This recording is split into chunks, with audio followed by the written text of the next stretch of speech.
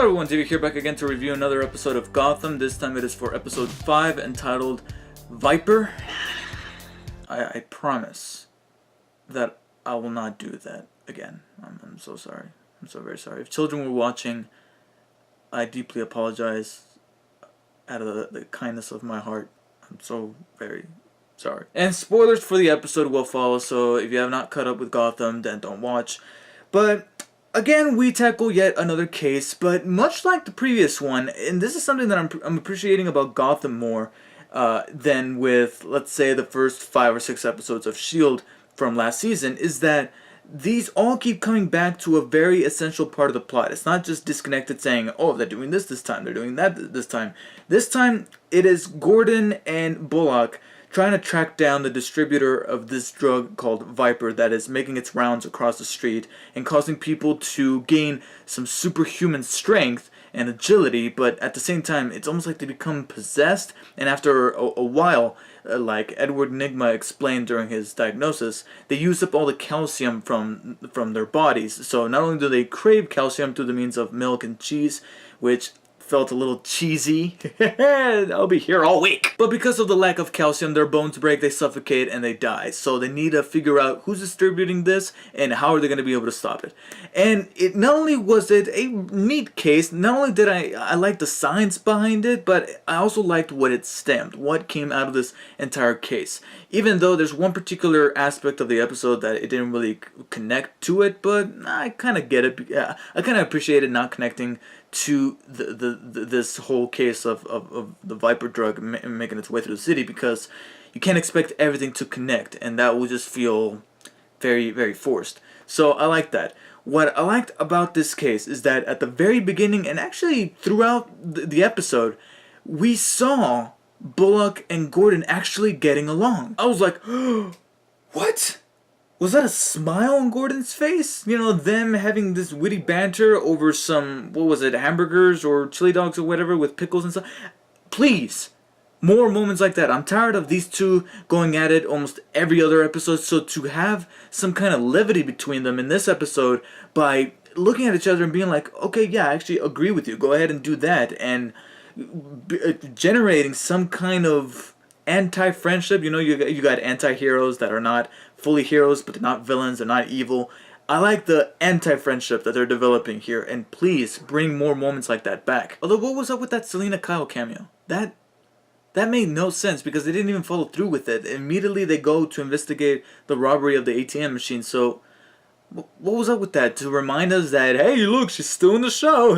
Another interesting thing that it led to is Edward Nygma's scenes in this episode where he breaks down the science behind this drug and how it works, and his fascination with it. That felt much more natural than him speaking in riddles. No riddles this time, and on top of that, like I said, his fascination with this particular drug, I found that more to be true to his character, or at least the character that he's going to become later on as the Riddler, than him speaking in riddles.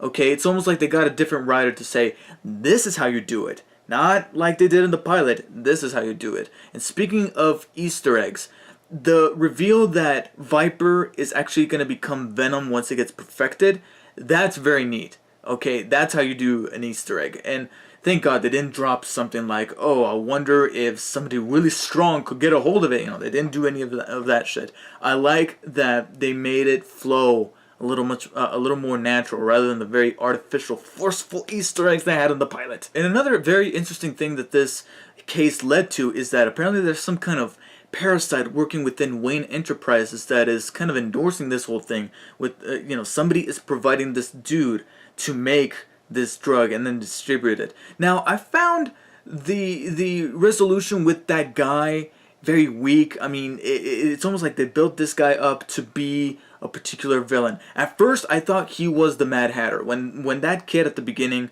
turned the vial around and said right there, breathe me, I'm like, it's the Mad Hatter, because he does that thing. You know, obviously the Mad Hatter models himself after the character from Alice in Wonderland. So to see a vial that said, breathe me, I mean, you know, a vial that says drink me, a box with pastry inside it that says eat me, Alice in Wonderland, the Mad Hatter. So that was the conclusion that I jumped to. But then they finally reveal his actual name, and then I went on Wikipedia and I looked it up, and it turns out that that's not the Mad Hatter. So I was kind of disappointed, and I was kind of disappointed, but then later I was glad because of how they took him out by having him inhale all of this Viper. So I was expecting him to turn into like some kind of freakazoid that resembles another particular villain that they're hinting at here. But then he just kills himself. And I was like, okay, maybe he's still alive because he had all that, and maybe he was able to withstand the impact, but they didn't shoot it that way. They shot it in a way where they're like, yeah, he's dead. And I guess they kind of made it clear that they could still be taken out somehow, some way with that old guy earlier by him simply just getting shot and then dying, even though he did have the venom. It would have been a lot more intimidating for these people that have the venom in them to take longer to kill through the means of bullets or a very harsh impact on the ground from falling so and so stories up. That would have made the stakes even higher about this drug getting out there in the wrong hands, instead of just having them go out. I mean, what's the point of the Viper then? I mean, sure, they get superhuman strength, but they're just as weak as they were before, so what is the point? And I guess that kind of ties in with them wanting to perfect it and turning it into venom. So I guess it kind of makes sense. And what was up with him saying, don't go to Warehouse 39? I mean, couldn't you just say go to Warehouse instead of don't go to, like, is this really the moment to use reverse psychology? And then Gordon and Bullock end up checking it out and there's nothing there. So what was up with that? But the only essential part of that scene was having that lady call up the mysterious person that is working from the inside. A detail that was figured out by young Bruce Wayne. Which leads me to something that I'm a little mixed about. I like that he's doing all this detective work because it makes the character cool. But at the same time, I feel like this is something that should be saved for later because he's still a kid. Shouldn't he be in school? So, I don't know. There's just something kind of odd of seeing this 10, 11, 12-year-old kid doing detective work that even the adults can't figure out. It makes the adult characters much more dumb by comparison, and it just doesn't feel right. It feels like something that would make more sense for Bruce to do later on where he's 15, 16, maybe 17. Once he gets school out of the way, then that would make much more sense. But for now, I feel like they should develop more his personal demons of him being a child, and like I said before, vulnerable, rather than for him to be doing this detective work that it just doesn't make sense for a kid to be doing. Now, before I said that there was a certain aspect about the show that didn't connect to this week's case, and that's the whole thing with Maroni and Falcone and the characters that are entangled within these two, which are of course Fish Mooney and Penguin, and I guess now subsequently Gordon. It looks like Gordon has finally become very much involved with Maroni and Penguin's whole deal, their whole plot. And here's the thing.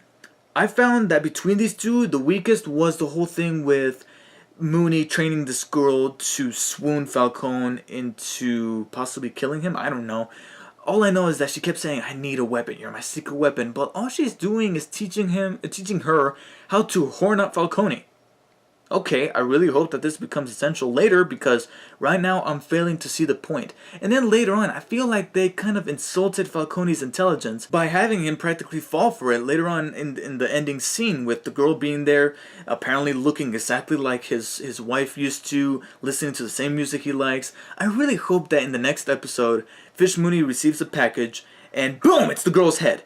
Okay, I'm sorry, that sounds very morbid, but that would be awesome because that would make Falcone much more intimidating and very smart as opposed to being a fool and falling for this crap. I mean, couldn't he pick up from the details that it's just too much of a coincidence that this girl resembles his wife too much and this is simply just a power play by Mooney? Please do not undermine what I believe to have been a really cool character from his first introduction in the pilot. Now, on the other side, you also got the stuff with Penguin and Maroni that made Maroni a much more intimidating character and a formidable villain, and it also offered a contrast to Penguin because this whole time I like how they humanized Penguin by kind of having him semi-mess up one more time. Because here he was super confident that, yes, I'm going to take over Maroni and I'm going to have a share of Gotham and all this.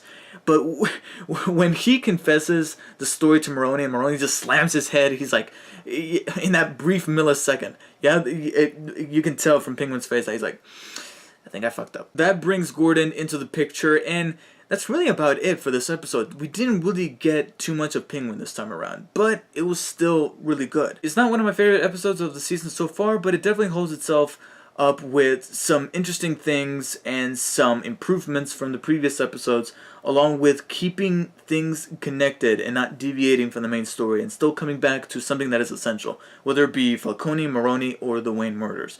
So I'm still gonna give the episode, what is this, 5, entitled Viper, a 7 out of 10, but it's a rather high 7 out of 10 because I still believe this to be one of the better episodes of the season thus far. So thank you guys for watching. Let me know what you guys thought of the episode if you saw it, and I'll catch you guys next time.